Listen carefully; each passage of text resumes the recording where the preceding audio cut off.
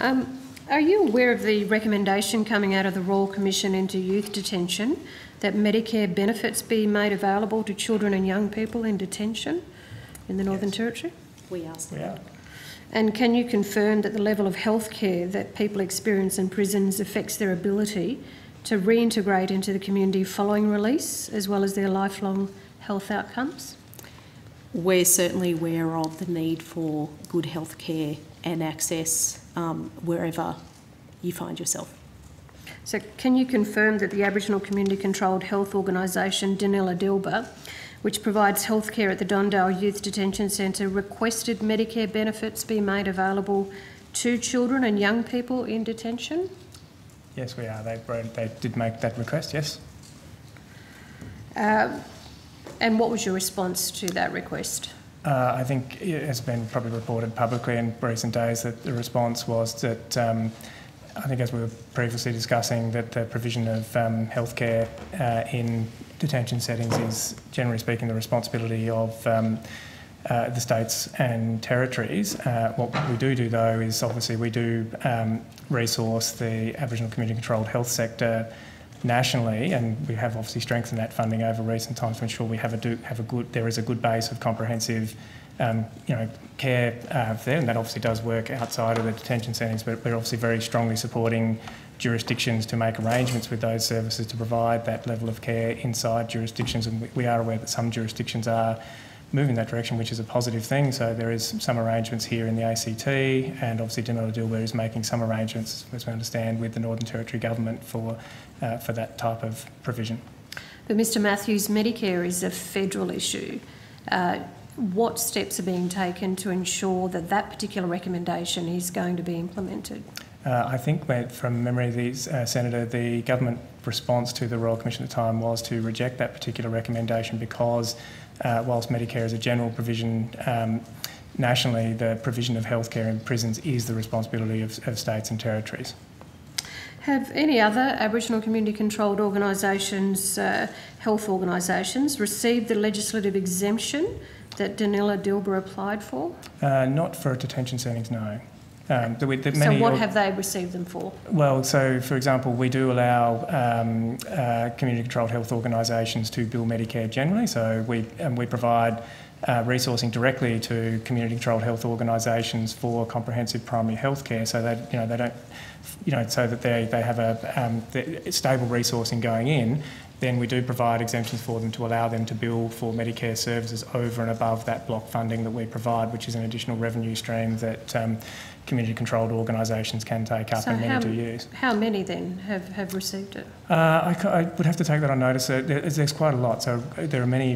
If you could take that on notice, just how many, and also the organisations we could probably that provide have a table. It's a defined thing that we provide that, and obviously we want to encourage, generally speaking, we want to encourage community controlled organisations to bill Medicare, because it does provide access to a revenue stream to provide services, which is said, and that revenue then is in addition to the block funding that we provide, with the grant funding as such that we provide to the community controlled health sector for that. But as I said, that is outside of detention settings. Would you agree that unlocking Medicare benefits for child and youth detention would be of modest cost? Look, I don't think I have. I'm not sure that we could probably provide a comment necessarily on that.